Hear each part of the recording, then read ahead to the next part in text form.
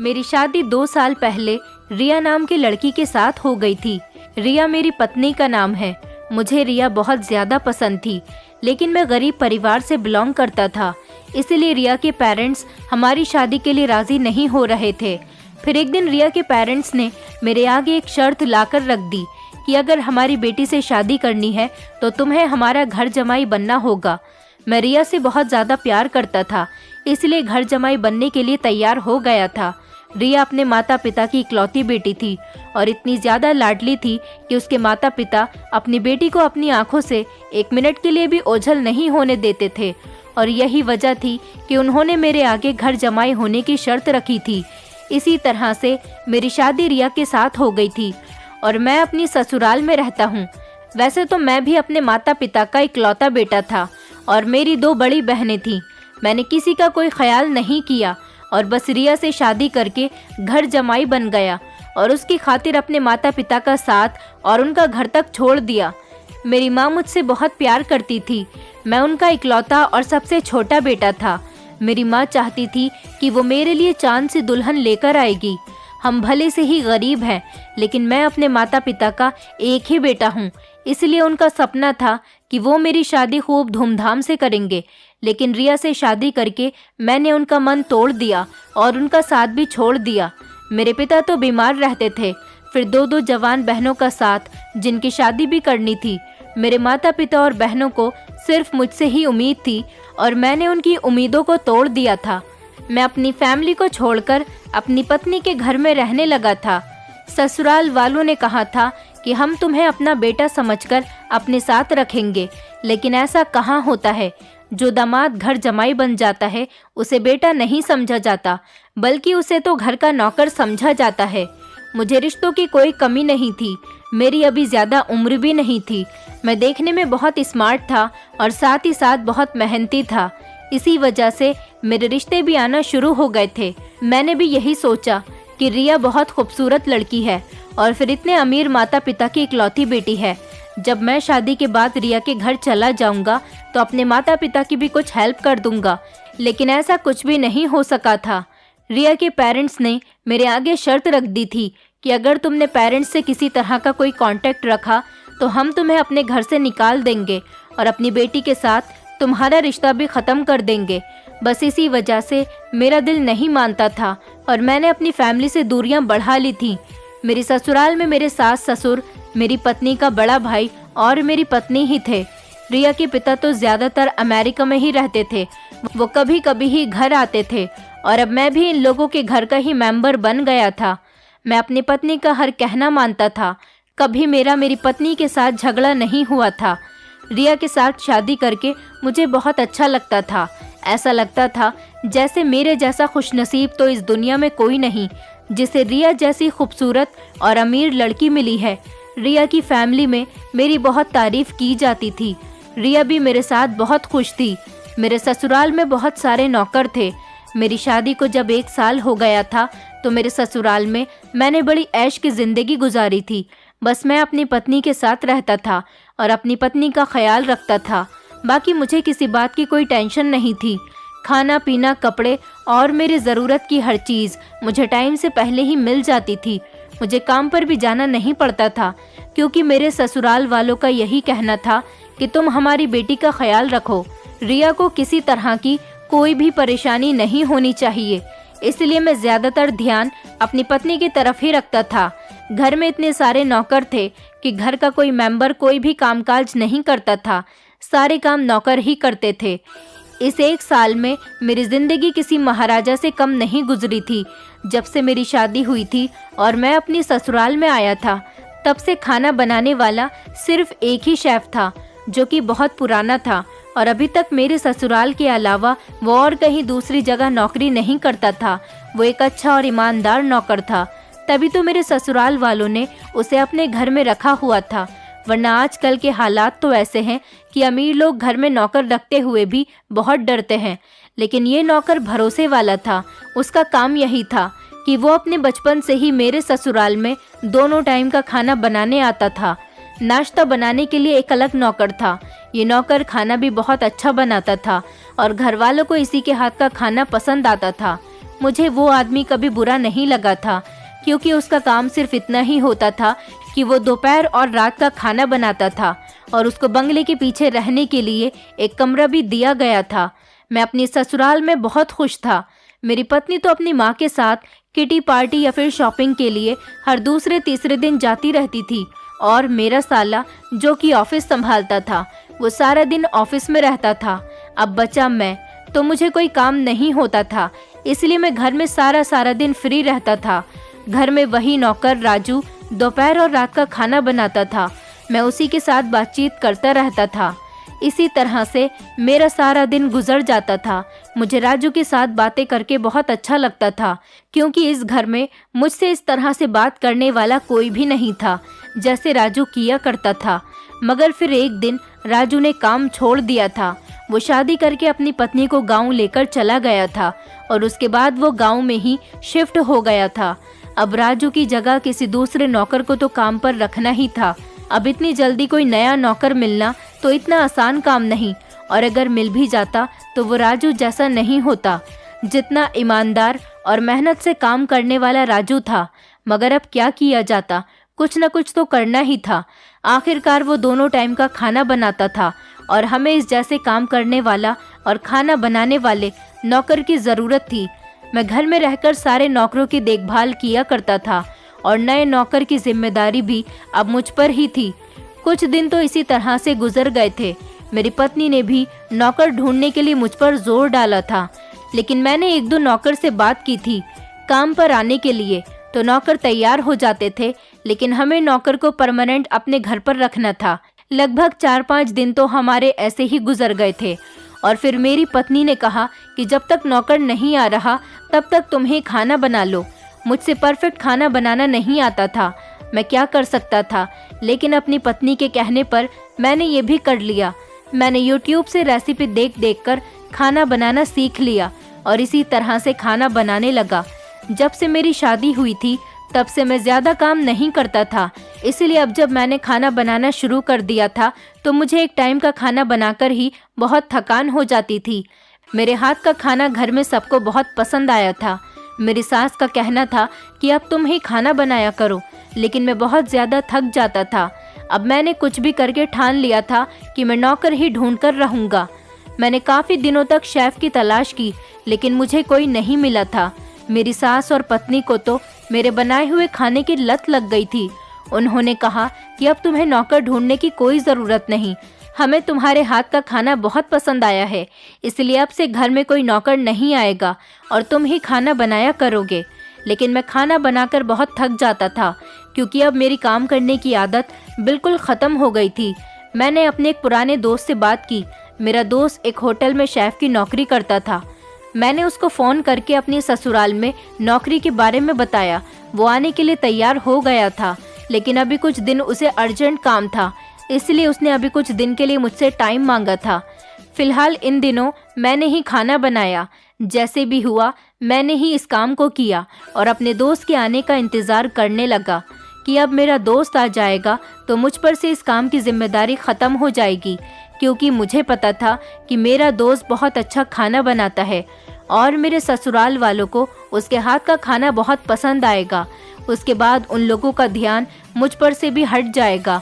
मेरा दोस्त भी इसी शहर में रहता था।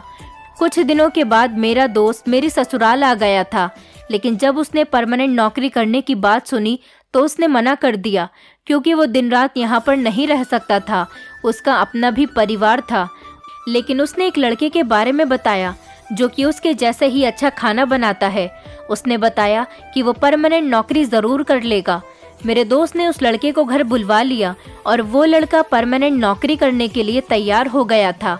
मेरे दोस्त ने बताया कि ये बहुत भरोसेमंद और ईमानदारी से काम करने वाला लड़का है। बस मुझे और क्या चाहिए था। मैं इस खाना बनाने वाले झंझट से अपनी जान छुड़ाना चाहता था। मैंने फ़ौरन ही उस लड़के को अपनी पत्नी और सास से मिलवाया। मैंने उस लड़के को बता दिया था कि तुम्हें पैसों की बिल्कुल भी फिक्र नहीं करनी है, बस घर में खाना अच्छा बनाना है जो कि सबको पसंद आ जाए। मैंने उसको ज़्यादा पैसों का लालच दिया था ताकि वो किसी भी हाल में नौकरी से इनकार न कर दे, क्योंकि इन दिनों में मेरी हालत तो घर का खाना बना बनाकर बहुत बुरी हो गई थी। अब बारी थी मेरी पत्नी और सास की, जो कि उस लड़के को नौकरी पर रखने वाली थी। मैंने अपनी पत्नी और सास से जब उस लड़के को मिलवाया तो उन्होंने कहा कि हमें पहले इसके हाथ का बना हुआ खाना टेस्ट करना होगा। अगर हमें खाना पसंद आया तभी हम इसको नौकरी पर रखेंगे। लेकिन जब उस नौकर ने रात का खाना बनाया तो मेरी सास और पत्नी को बहुत पसंद आया था। उन दोनों ने उसको नौकरी पर रख लिया था। इस बात से मुझे बहुत तसल्ली मिली थी और सुकून भी मिला था कि चलो ये मुश्किल तो हल हो गई थी, अब मुझे खाना नहीं बनाना पड़ेगा। मेरा साला भी कुछ दिनों के लिए अपने पिता के पास बिजनेस के सिलसिले में चला गया था। मैं सोचने लगा कि शायद मेरा साला मुझे अपना बिजनेस संभालने के लिए कहेगा, लेकिन वो मुझे कुछ भी बिना बताए और बिना समझाए ही अमेरिका चला गया था और वो कुछ दिन अपने पिता के साथ रहना चाहता था। वो कभी कभी आता जाता रहता था। जब उसकी कंपनी में मीटिंग होती तब वो अमेरिका चला जाता था और इसी बहाने अपने पिता से भी मिल लिया करता था। मुझे भी अपने साले का अमेरिका जाना कभी बुरा नहीं लगा था। बस मैं ये चाहता था कि मैं हमेशा घर में रहता हूँ। मेरी पत्नी या मेरा साला कभी ये नहीं कहते कि तुम भी हमारे साथ मिलकर हमारा बिजनेस में हाथ बटाओ। वो इस घर के सारे काम अपनी मर्जी के मुताबिक किया करता था। आखिर मैं भी तो उनकी फैमिली का ही मेंबर था, लेकिन मेंबर से बढ़कर भी दामाद का रिश्ता होता है। मैं उनकी इकलौती बेटी का पति था। मुझे ऐसा लगता था जैसे धीरे धीरे मेरे ससुराल में इज्जत कम होती चली जा रही है। मेरी पत्नी की नज़रों में भी मेरी वैल्यू पहले के मुताबिक कम हो गई थी। फिलहाल शेफ का बंदोबस्त तो हो गया था, इसलिए अब मुझे खाना नहीं बनाना पड़ता, क्योंकि मैं घर के काम नहीं करना चाहता था। कुछ दिनों तक तो ये शेफ खाना बनाता रहा, लेकिन अचानक उसकी इतनी तबीयत खराब हो गई कि वो नौकरी छोड़कर चला गया। मैं फिर से परेशान हो गया था कि फिर से मुझे किसी नौकर की तलाश करनी पड़ेगी। एक दिन मैं रास्ते से गुजर रहा था, तभी अचानक मेरी मुलाकात एक लड़के से हुई। उसने मुझसे हमारे घर जाने का एड्रेस मालूम किया था, लेकिन वो मुझे नहीं जानता था। मैं भी उसे नहीं जानता था। मैं हैरान रह गया था कि वो कौन है और मेरी ससुराल का एड्रेस क्यों पूछ रहा है। फिर वो कौन था? जब मैंने उससे पूछा तो उसने बताया कि मैं नया नौकर हूँ। मुझे पता चला है इस घर में नौकर की ज़रूरत है, इसलिए मैं नौकरी करने के लिए इस घर में जाना चाहता हूँ। मैंने उसको बताया कि मैं इस फैमिली का ही मेंबर हूँ। तुमको किसने बताया कि हमारे घर में नौकर की ज़रूरत है?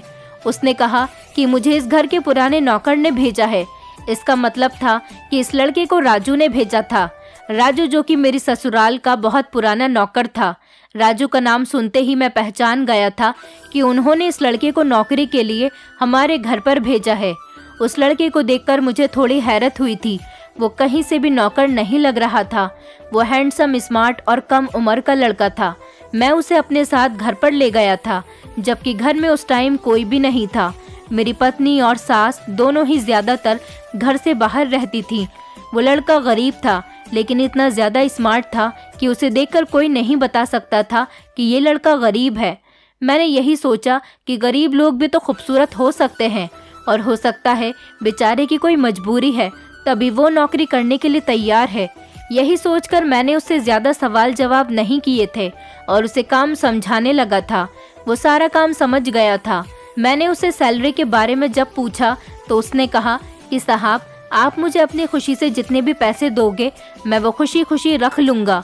फिलहाल हमारे घर में पैसों की कोई कमी नहीं थी, इसलिए मैंने कहा कि अगर हमें तुम्हारे हाथ का खाना पसंद आया तो हम जितने पैसे अपने पुराने नौकर राजू को दिया करते थे तुम्हें उससे डबल पैसे दिए जाएंगे।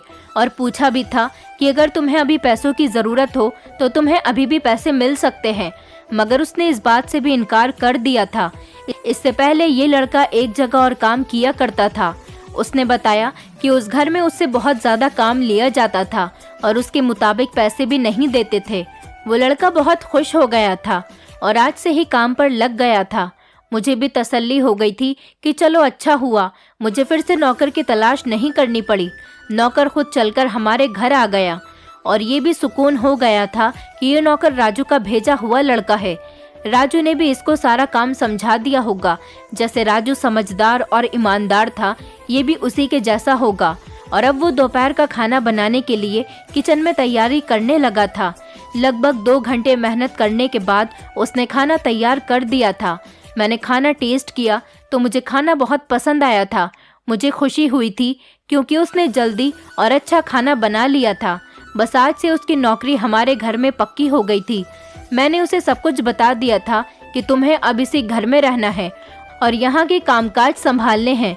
वो अपना सामान रखने के लिए बंगले के पीछे बने हुए क्वार्टर में चला गया था। अगले दिन वो दोपहर का खाना बनाने के लिए 11 बजे आ गया था और उसने खाना भी बहुत अच्छा बनाया था। मुझे उससे कुछ कहने या समझाने की ज़रूरत ही नहीं पड़ी थी। वो दोपहर का खाना बनाकर अपने क्वार्टर में आराम करने के लिए चला गया था। मेरी पत्नी और सास को भी उसके हाथ का खाना पसंद आया था। अभी उसको हमारे घर में खाना बनाते हुए लगभग 1 हफ्ता हो गया था। उस लड़के की बातचीत मेरे साथ अच्छी हो गई थी। बातों बातों में ही उसने मुझसे कहा कि मालिक मैं बहुत गरीब हूँ, मुझे पहनने के लिए अपने कपड़े दे दो। और उसने कहा कि मेरे पास पहनने के लिए कपड़े भी नहीं हैं। जो पैसे उसको मिला करते थे वो इन पैसों को अपने परिवार में घर खर्च करने के लिए दे दिया करता था, तो इसीलिए वो अपने कपड़े खरीदने के बारे में सोच ही नहीं सकता था। मुझे उसकी ये बात सुनकर बहुत तरस आया था। ऐसा लगा था जैसे कि ये मेरी अपनी कहानी है, क्योंकि मैं भी तो गरीब था और अपने घर का खर्च चलाने के लिए अपने माता पिता को जैसे तैसे करके पैसे दिया करता था। लेकिन अब जब से मैं घर जमाई बनकर अपनी ससुराल में रह रहा था, तब से ही अपने माता पिता और बहनों को भूले बैठा था। मैंने उसे अपने थोड़े से कपड़े दे दिए थे, लेकिन मैंने ये क्या देखा कि वो अगर मुझसे सुबह के टाइम कपड़े लेकर गया तो रात को पहनकर आ जाता था। मुझे ये देखकर बड़ी हैरत हुई थी कि वो मेरे कपड़ों को पहनकर मेरे ही सामने घर में खाना बनाया करता था। अब वो रोज़ मेरे कपड़े मुझसे मांगता तो मैं उसे अब अपने पुराने कपड़ों के बजाय नए कपड़े भी देने लगा था। वो मेरे नए कपड़ों के साथ भी रोज़ाना ऐसा ही करने लगा था। वो रोज़ मुझसे मेरे एक जोड़ी कपड़े मांगता और मैं हमदर्दी में आकर उसे अपने कपड़े दे दिया करता था, और वो थोड़ी देर बाद ही मेरे कपड़ों को पहनकर अपने काम में बिजी हो जाता था। मुझे उसका इस तरह का बिहेवियर बड़ा अजीब लगने लगा था। न जाने वो ऐसा क्यों करता था, मुझे ये बात समझ में नहीं आ रही थी, मगर मुझे कुछ तो गड़बड़ ज़रूर लग रही थी। लेकिन कुछ दिनों से मैं एक बात और नोटिस कर रहा था कि मेरी पत्नी अब अपनी मम्मी के साथ किसी पार्टी या शॉपिंग के लिए नहीं जा रही थी। वो ज़्यादातर घर में ही रहने लगी थी। लेकिन ना जाने मेरी पत्नी को क्या हो गया था कि उसने उस नौकर को खाना बनाने से मना कर दिया और कहने लगी कि तुम मेरे गार्ड बनोगे, मैं जहाँ जाऊँगी तुम मेरे आगे पीछे रहोगे। मुझे अपनी पत्नी की ये बात बिल्कुल भी अच्छी नहीं लगी थी, क्योंकि मैं उसका पति था, फिर उसे गार्ड की क्या ज़रूरत पड़ गई थी। मेरी पत्नी ने मुझसे कहा कि अब सारे घर का काम तुम किया करोगे। मैं अपनी ससुराल में रहकर अपनी पत्नी को कुछ भी नहीं कह सकता था। मैंने रिया को समझाने की बहुत कोशिश की थी कि तुम्हें गार्ड की क्या ज़रूरत है। रिया ने कहा, मैं इतनी खूबसूरत हूँ, लोग नज़र उठा उठा कर मुझे देखते हैं, इसलिए मुझे डर लगा रहता है। मुझे गार्ड की ज़रूरत है। अब ये लड़का 24 घंटे मेरे साथ रहेगा। और तुम भी तो पिछले दिनों जब नौकर नहीं मिल रहा था तो इतना अच्छा खाना बना रहे थे, अब उसकी जगह खाना तुम बनाओगे। रिया को न जाने क्या हो गया था, वो कैसी कैसी बातें करने लगी थी। अब मैं उसके फैसले के खिलाफ भी नहीं जा सकता था, क्योंकि मैं घर जमाई था और घर जमाई को अपनी हैसियत में ही रहना चाहिए। मुझे अपनी पत्नी की बात पर बहुत हैरत हुई थी। मतलब मेरी पत्नी होकर ही वो मेरे साथ ऐसा कर रही थी कि मेरी आंखों के सामने अपने आगे पीछे घर के नौकर को गार्ड बनाकर रखेगी। आखिरकार इसकी क्या वजह थी? वो ऐसी तो कभी नहीं थी। जितना प्यार मैं रिया से करता था उतना ही वो भी मुझसे करती थी। न जाने रिया को क्या हो गया था। और ऊपर से वो लड़का जिसे मैं मासूम और गरीब समझ रहा था, जिस पर मैं भरोसा कर रहा था, हमदर्दी कर रहा था, वो भी तो ये सब करने के लिए फौरन ही तैयार हो गया था, जबकि उसे घर में शेफ की नौकरी पर रखा गया था। वो मेरी पत्नी के सामने मुझे घूरती हुई नज़रों से ऐसे देखता था, ऐसा लगता था जैसे मेरी पत्नी मेरी नहीं बल्कि उसकी पत्नी है। मुझे कुछ समझ में नहीं आ रहा था कि ये क्या हो रहा है। मैंने अपने साले को फ़ोन किया। उसका कहना था कि वो 2-3 हफ्तों के बाद जब घर वापस आएगा तो देख लेगा। मुझे तसल्ली हो गई थी कि मेरा साला सब कुछ ठीक कर देगा। लेकिन मैं जब भी अपनी पत्नी के साथ टाइम स्पेंड करने की कोशिश करता, बीच में वो नौकर हम दोनों के बीच दीवार बनकर खड़ा हो जाता। और मेरी पत्नी भी मुझे किसी बात का कोई जवाब नहीं देती थी और खामोशी से गार्ड को अपने आगे पीछे लगाए रखती थी। मेरी पत्नी पूरा दिन घर से बाहर तो रहती ही थी, लेकिन अब रातों को भी घर से गायब रहने लगी थी। वो मेरी कोई बात नहीं सुनती थी। न जाने मेरी पत्नी को क्या हो गया था। अब मैं उसको किस तरह से समझाता। धीरे धीरे रिया बदलती चली जा रही थी। वो अब पहले जैसी नहीं रही थी। वो बात बात पर मुझे घर जमाई होने का एहसास दिलाती थी और मुझसे झगड़ा करने लगी थी। कभी कभी तो वो गार्ड के साथ ही खुद को कमरे में बंद कर लिया करती थी। मैं उससे इसकी वजह पूछता तो कहती कि हम अमीर लोग हैं, हमारी जान को हमेशा खतरा रहता है, इसलिए मैं अपने गार्ड को कमरे में साथ लेकर जा रही हूँ। अब मैं क्या कर सकता था। मेरी पत्नी अब मुझसे ज्यादातर नाराज रहने लगी थी। मुझे उन दिनों कुछ समझ नहीं आ रही थी कि मैं क्या करूं। एक दिन मैंने प्लान बनाया कि मैं आज इस नौकर को अपने कपड़े नहीं बल्कि अपने साले के कमरे से उसके एक जोड़ी कपड़े निकाल कर इस नौकर को दे देता हूं। और मैंने यही सोचा था कि मैं अब की बार उसे अपने कपड़े नहीं बल्कि अपने साले के कपड़े दूंगा। क्या पता शायद ये सब कुछ ठीक हो जाता। और मैंने ऐसा ही किया था। मैंने अपने साले के कमरे को चोरी चुपके खोला और उसकी कबर्ड से एक जोड़ी उसके कपड़े निकाल लिए और उसके क्वार्टर में जाकर उसको वो कपड़े दे दिए थे। और फिर अगले दिन निकलने का इंतजार करने लगा था। जब अगले दिन वो कपड़े पहन कर आया तो मेरे पैरों तले से जमीन निकल गई थी। मेरी शादी के कपड़े जो कि रिया अपनी पसंद से मेरे लिए लेकर आई थी, उसने वो पहन रखे थे, मगर मैंने तो उसे अपने साले के कपड़े दिए थे। लेकिन उसने तो मेरे आज वही कपड़े पहने थे जो मैंने अपनी शादी वाले दिन पहने थे। मेरी शादी पर ये कपड़े मेरे लिए रिया अपनी पसंद से लेकर आई थी। मुझे उस लड़के पर बहुत गुस्सा आया था, पर मैंने किसी तरह से अपने गुस्से को कंट्रोल कर लिया था। इसका मतलब ये था कि उसने मेरी कबर्ड से मेरे कपड़े चुराए थे, क्योंकि ये कपड़े मैंने उसे नहीं दिए थे और कभी देता भी क्यों। ये मेरी जिंदगी के सबसे स्पेशल दिन के कपड़े थे। शादी का दिन हर इंसान की जिंदगी का स्पेशल दिन होता है और शादी के दिन पहने जाने वाले कपड़े जिसको दूल्हा या दुल्हन अपनी सारी जिंदगी संभाल कर रखते हैं। और ये लड़का मेरी आंखों के सामने मेरे ही कपड़े पहने हुए खड़ा था। वो कैसे मेरे कपड़े पहन सकता था। मैंने फौरन ही गुस्से में आकर उस लड़के का हाथ पकड़ लिया और उसे धक्के देकर घर से बाहर निकालने लगा कि अगर आज के बाद उसने मेरी पत्नी का पीछा करने की कोशिश की या फिर मेरे घर में घुसने की कोशिश की तो मैं उसका मार मार कर बुरा हाल कर दूंगा। मगर इससे पहले मैं उस पर हाथ उठाता, मेरी पत्नी ने आते ही मेरा हाथ पकड़ लिया और कहने लगी कि अगर तुमने इस नौकर को घर से बाहर निकाला तो वो मुझे भी घर से बाहर निकाल देगी। इसका मतलब ये था कि रिया इस नौकर के लिए अपने पति को घर से बाहर निकालने की बात कर रही थी। वो एक नौकर था, जबकि मैं तो उसका पति था और उसके लिए अपनी फैमिली और सब कुछ छोड़ बैठा था। उसने मेरे कपड़े मेरी परमिशन के बिना उस नौकर को दिए थे।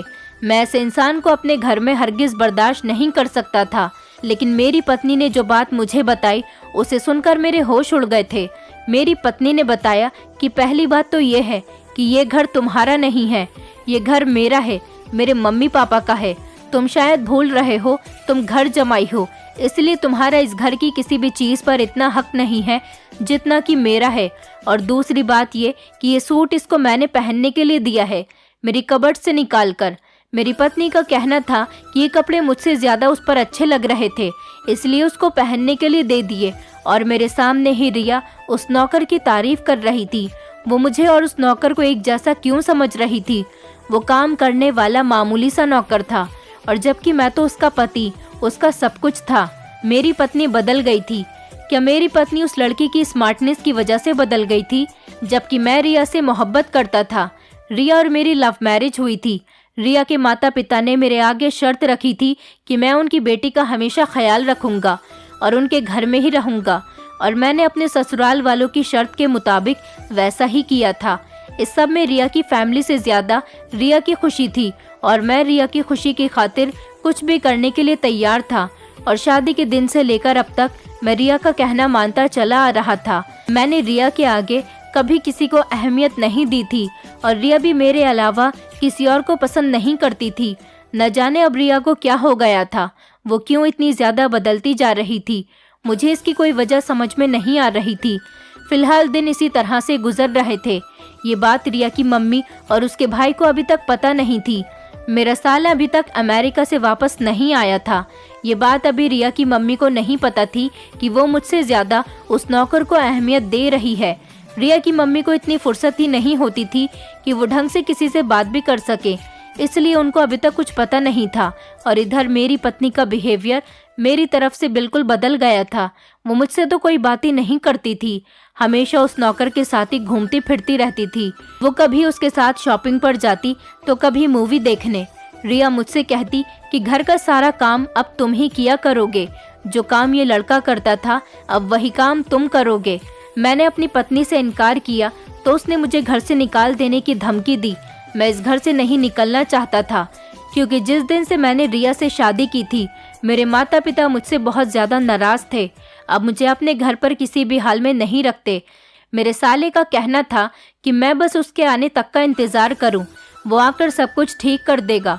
उसका कहना था कि ये बात मैं किसी को ना बताऊं, यहाँ तक कि रिया की मम्मी को भी नहीं बताऊं, वो खुद आकर सब कुछ ठीक कर देगा। और मैंने उसकी बात मान ली थी। मुझे अपने साले की बात पर इसीलिए भरोसा था क्योंकि मेरी और रिया की शादी होने पर उसने हम दोनों की बहुत हेल्प की थी। मैं हमेशा अपने साले की हर बात मानता था क्योंकि उसने कभी मेरे लिए कुछ बुरा नहीं किया था। इस बात का आइडिया मुझे अच्छे से था। मुझे अपने साले पर पूरा भरोसा था कि वो सब कुछ ठीक कर देगा। अब मैं उसका अमेरिका से आने का इंतज़ार कर रहा था। एक वही मेरी आखिरी उम्मीद था, वरना मुझे अपनी पत्नी से तो किसी तरह की कोई उम्मीद नज़र नहीं आ रही थी और न ही मुझे अपनी फैमिली से कोई उम्मीद थी, क्योंकि मैंने ही अपनी फैमिली का साथ पहले ही छोड़ दिया था। इसीलिए मेरे परिवार वाले भी मुझे भूल गए थे। मुझे तो डर था कि कहीं रिया उस नौकर के साथ शादी न कर ले, और अगर ऐसा हो गया तो मैं क्या करूँगा, कहाँ जाऊँगा। मेरे पास बहुत कम टाइम था, मुझे जल्दी ही कुछ करना था, लेकिन मैं क्या कर सकता था। मेरी तो कुछ भी समझ में नहीं आ रहा था। कुछ दिन इसी तरह से इंतज़ार में गुजर गए थे और इधर मेरा साला घर वापस आ गया था। मैंने शुरू से लेकर आखिर तक सारी बात अपने साले को बता दी थी कि किस तरह से ये लड़का हमारे घर काम करने के लिए आया था, और फिर जब उसने मेरे कपड़े मांगे तो मैंने उसे दे दिए थे, और फिर एक दिन तुम्हारे कपड़े दे दिए। उसके बाद से ही ये सब कुछ हो रहा था। मेरी सारी बात तसल्ली से सुनकर मेरा साला कहने लगा कि वो अपनी बहन से बात करेगा इस बारे में और कल ही उस लड़की को भी नौकरी से निकाल देगा। मुझे सुकून मिल गया था क्योंकि मेरे साले ने मुझे बहुत तसल्ली दी थी। मेरे साले के सामने जैसे ही वो लड़का आया, मेरे साले ने उसे दरवाजे पर ही रोक दिया था और कहा था कि आज के बाद वो काम पर नहीं आए और इस घर से निकल जाए। मगर वही हुआ था जिसका डर था। रिया ने आकर अपने भाई को भी रोक दिया था और कहा था कि अगर उसने इस लड़के को घर से निकाल दिया तो रिया भी साथ साथ इस घर से निकल जाएगी। वो यहाँ से इस नौकर के साथ कहीं चली जाएगी। मेरी पत्नी मेरे साथ ऐसा भी कर सकती है, इस बारे में मैंने कभी सोचा नहीं था। अब मेरा साला भी अपनी बहन के आगे मजबूर हो गया था और इस लड़के को फिर से वही परमिशन मिल गई थी जो इसके पास पहले से थी, और फिर वही सब होने लगा था। मेरी पत्नी उस लड़के के साथ सारा दिन गायब रहती थी और दोनों टाइम का खाना मैं बनाने लगा था। मैंने इस बारे में अपने साले से बात की थी कि उसने तो कहा था कि वो सब कुछ ठीक कर देगा, मगर सब वैसा ही था। वो भी अपनी बहन की जिद के आगे डर गया था। तो क्या अब रिया मेरे साथ सारी जिंदगी ऐसा ही करने वाली थी? क्या मेरा साला अपनी बहन की वजह से खामोश हो जाएगा? मेरे दिमाग में बहुत सारे सवाल घूम रहे थे। मेरा साला आज खामोश हो गया था, इसका मतलब ये नहीं कि वो हमेशा इसी तरह से खामोश रहेगा। उसका कहना था कि ये सब कुछ उसको नॉर्मल नहीं लगता। उसका कहना था कि ज़रूर उसकी बहन को वो लड़का बहला फुसला रहा है। अगर उसे दूसरे लड़कों में इंटरेस्ट होता तो वो कभी किसी नौकर को पसंद नहीं करती। रिया खूबसूरत है, पढ़ी लिखी है, अमीर है, तो उसको कोई और लड़का भी मिल सकता था, तो फिर उसने उस नौकर को ही पसंद क्यों किया था? उसकी इस बात ने मुझे भी सोच में डाल दिया था।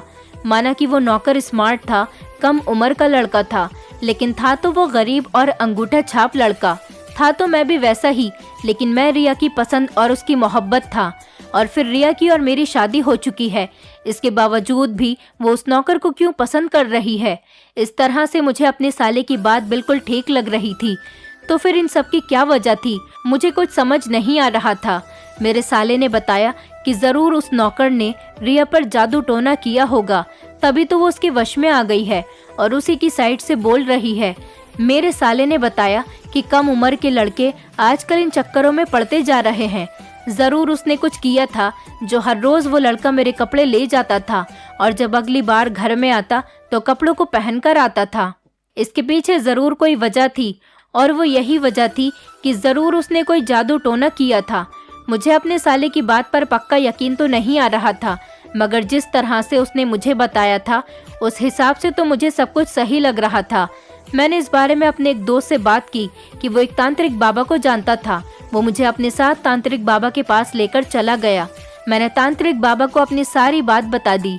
इस बात को हुए लगभग 15 दिन गुजर गए थे और इन 15 दिनों में मेरी पत्नी रिया बिल्कुल पूरी तरह से बदल चुकी थी। दरअसल हकीकत ये थी कि रिया एक बार एक मॉल में शॉपिंग करने के लिए गई थी जहाँ पर ये लड़का जॉब करता था। वहाँ पर इस लड़के को रिया पसंद आ गई थी। इसने रिया के आगे पीछे बहुत चक्कर लगाए ताकि रिया इसे पसंद कर ले। रिया उम्र में इस लड़के से बड़ी थी और फिर शादीशुदा थी, इसलिए रिया ने इस लड़के पर ज्यादा ध्यान नहीं दिया। ये लड़का रिया की खूबसूरती के पीछे ही नहीं बल्कि उसकी अमीरी के पीछे भी पड़ गया था। उस लड़के को अच्छी तरह से पता था कि रिया शादीशुदा है और बड़े बाप की बेटी है, इसलिए उसने रिया को फंसाने की कोशिश की। रिया उसके कब्जे में नहीं आ रही थी तो उसने इस बारे में अपने पिता को बताया। उसका पिता जादूगर है जो लोगों पर जादू टोना करता है। पैसों के लालच में आकर दोनों बाप बेटे ने प्लान बनाया कि वो अपनी बेटी को नौकर बनाकर हमारे घर भेज देगा और जादूगर का बेटा रिया से शादी कर लेगा और उसके बाद रिया की सारी दौलत किसी तरह से अपने नाम करवा लेगा। इसलिए वो हमारे घर पर आया था और मेरे कपड़े ले जाकर अपने पिता को दे देता था और उन कपड़ों पर जादू करवाने के बाद वो कपड़े खुद पहन लेता था ताकि मेरी पत्नी मुझसे दूरी बनाने लगे और मुझे छोड़कर उसे पसंद करने लगे। उस लड़के ने जादू से मेरी पत्नी को अपने वश में किया हुआ है, तभी तो मेरी पत्नी मेरी बात नहीं सुनती, क्योंकि मेरी पत्नी जादू के असर में है। अब हमें इस चीज का हल ढूंढना था, इसलिए मैंने किसी तरह तांत्रिक बाबा से इस जादू का तोड़ करवाने के लिए कहा। तांत्रिक बाबा ने इसके बदले मुझसे बहुत बड़ी रकम मांगी जो कि मेरे पास नहीं थी। अब मैं क्या करता, मेरी तो कुछ भी समझ में नहीं आ रहा था, इसलिए मैं वहां से वापस लौट आया था। मैं इसी तरह से मुंह लटकाए हुए घर वापस आ रहा था, तभी मेरी बहन रास्ते में मुझे मिल गई और मेरे गले से लगकर खूब रोने लगी। मेरी बहन ने कहा कि भैया मेरी शादी हो गई है और मेरी शादी एक बड़े अमीर परिवार में हुई है। मैं अपनी बहन को देखकर बहुत खुश हो गया था क्योंकि मैं बहुत टाइम से अपने परिवार से दूर रह रहा था। शायद ये मेरी इसी गलती का नतीजा था क्योंकि मैंने अपने माता पिता का बहुत दिल दुखाया था और उनका कहना नहीं माना था। माता पिता का कहना न मानने वाले बच्चों के साथ यही होता है, जो कि मेरे साथ हो रहा था। मेरी बहन ने जब मुझे तांत्रिक बाबा की कोठरी से बाहर निकलते देखा तो वो कहने लगी कि आप यहाँ पर क्यों आए थे भैया। फिर मैंने उसे सारी बात बता दी। मेरी बहन ने कहा कि आप परेशान मत हो, मैं आपके लिए पैसों का इंतजाम करूंगी, लेकिन मेरी एक शर्त है जिसको आपको मानना होगा। मैंने अपनी बहन से कहा मुझे कोई ऐसी शर्त ना देना जिसकी वजह से मैं सारी जिंदगी पछताऊं, क्योंकि जब मैंने रिया से शादी की थी उसकी फैमिली ने भी मेरे आगे घर जमाई बनने की शर्त रखी थी, जिसको मैंने मान लिया था। अब मैं किसी शर्त पूरी करने काबिल नहीं बचा हूँ। मेरी बहन कहने लगी कि भैया आप उदास मत हो, मैं आपसे घर जमाई बनने की शर्त नहीं रख रही हूँ, बल्कि आपको ये याद दिला रही हूँ कि आपके माता पिता आपको बहुत याद करते हैं और दोनों छोटी बहनें भी बहुत याद करती हैं। दोनों छोटी बहनों ने माँ पिताजी को मना लिया है। जब आप भाभी को लेकर घर जाओगे तो दोनों में से कोई भी नाराज नहीं होगा। आपके बिना रहकर दोनों की हालत बुरी हो गई है, इसलिए जब भाभी ठीक हो जाएं तो आप उनको लेकर इज्जत से अपने घर चले जाना। माँ पिताजी आपसे कुछ नहीं कहेंगे। घर जमाई बनने से अच्छा है आप एक अच्छा पति और अच्छा बेटा बनकर दिखाओ। आपने अपने माता पिता का दिल दुखाया, शायद इसी वजह से आज आपको भी दुख मिल रहे हैं। मैं अपनी बहन की बात को अच्छी तरह से समझ गया था कि वो क्या कहना चाह रही है। मेरी बहन ने मुझे पैसे दिए। उसके बाद मैं तांत्रिक बाबा के पास चला गया। तांत्रिक बाबा ने उस नौकर के पिता के जादू का असर खत्म कर दिया था। धीरे धीरे मेरी पत्नी में बदलाव आने लगे थे। मैंने अपनी पत्नी को सब कुछ सच सच बता दिया और उस नौकर की हकीकत भी बता दी कि ये मॉल में जॉब करता था और ये तुम्हारे पैसों की वजह से तुम्हारे पीछे पड़ा हुआ है। जब मैंने और मेरे साले ने उस नौकर की पिटाई लगाई तो उसने अपने मुंह से सारी बात उगल दी थी। रिया को यकीन आ गया था कि मैं सच कह रहा हूँ। मेरी पत्नी उस नौकर के जादू के असर में थी, तभी वो बदल गई थी। मैंने रिया से कहा अब मैं तुम्हारे इस घर में नहीं रह सकता। अगर तुम मुझसे प्यार करती हो तो तुम्हें मेरे साथ मेरे घर में रहना होगा। मैं तुम्हारे लिए अपनी मेहनत से कमाकर महल न बना सकूं, लेकिन तुम्हें महलों की रानी बनाकर ज़रूर रखूंगा। मेरी पत्नी मेरी इन बातों से बहुत खुश हो गई थी और मैं गर्व से सीना चौड़ा करके अपनी पत्नी का हाथ पकड़कर उसके पेरेंट्स की बिना इजाज़त लिए ही उसे अपने घर लेकर आ गया था। मैं जब अपनी पत्नी को लेकर घर गया तो मेरे माता पिता थोड़ा नाराज़ तो हुए थे, लेकिन फिर उन्होंने हम दोनों को माफ़ कर दिया।